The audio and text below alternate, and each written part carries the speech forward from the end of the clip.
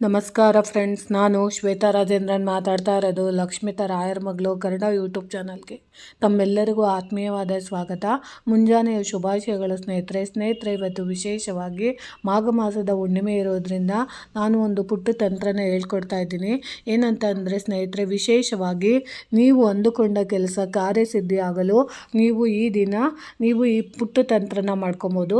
ಯಾವುದಪ್ಪ ಅದು ಅಂದರೆ, ಯಾವುದೇ ಒಂದು ಕೆಲಸ ಇರ್ಬೋದು, ಯಾವುದಾದ್ರೂ ಒಂದು ಒಳ್ಳೆ ಕೆಲಸದ ಮೇಲೆ ನೀವು ಆಚೆಗೆ ಹೋಗ್ತಾ ಇದ್ದೀರಾ ಅಂದರೆ ವ್ಯಾಪಾರ ವ್ಯವಹಾರ ವಹಿವಾಟಿಗೆ ಆಚೆ ಹೋಗ್ತಾ ಇದ್ದೀರಾ ಅಂತ ಅಂದರೆ ಈ ಕೆಲಸನ ನೀವು ಮಾಡ್ಕೊಬೋದು.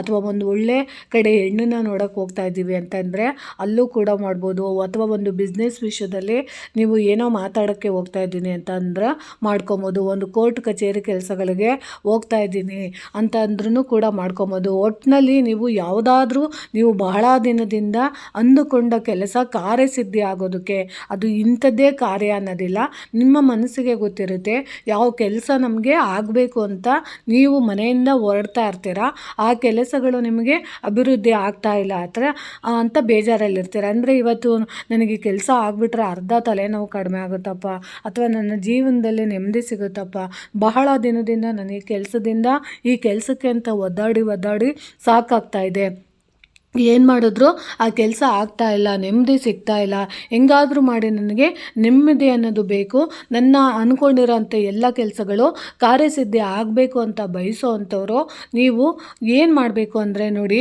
ಮನೆಯಿಂದ ಹೊರಡುವ ಮುನ್ನ ಒಂದು ವಿಳೆದೆಲೆನ ನೀವು ತಗೊಬೇಕಾಗುತ್ತೆ.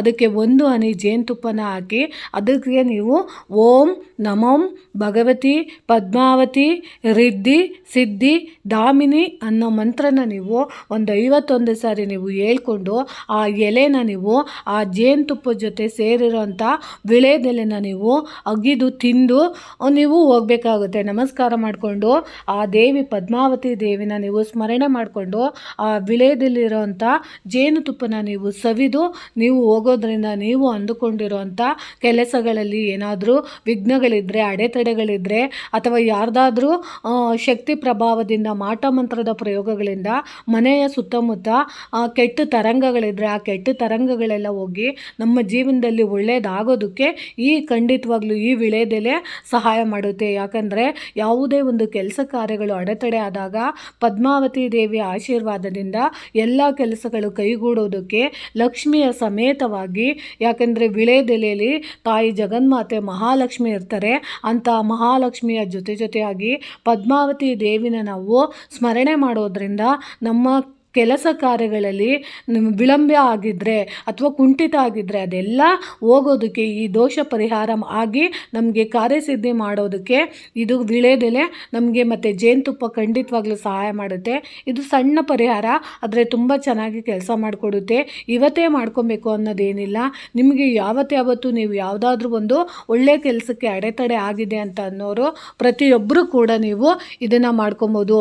ಯಾವುದೇ ಕೆಲಸ ಇರ್ಬೋದು, ನಿಮ್ಮ ಕೆಲಸಗಳು ಅದು ಯಾವುದು ಆಗಬೇಕು ಅಂತ ನಿಮಗೆ ಅನಿಸಿರುತ್ತೋ ಆ ಕೆಲಸಕ್ಕೆ ಹೋಗೋದಕ್ಕಿಂತ ಮುಂಚೆ ನೀವು ಇದೊಂದು ಪುಟ್ಟ ತಂತ್ರನ ನೀವು ಮಾಡ್ಕೊಬೋದು ಅಂತ ತಿಳಿಸ್ತಾ ಇದ್ದೀನಿ ಸ್ನೇಹಿತರೆ. ಈ ಮಾಹಿತಿ ನಿಮಗೆ ಇಷ್ಟ ಆಗಿದೆ ಅಂದ್ಕೊತೀನಿ. ಪ್ರೀತಿಯ ಧನ್ಯವಾದಗಳು ಸ್ನೇಹಿತರೆ.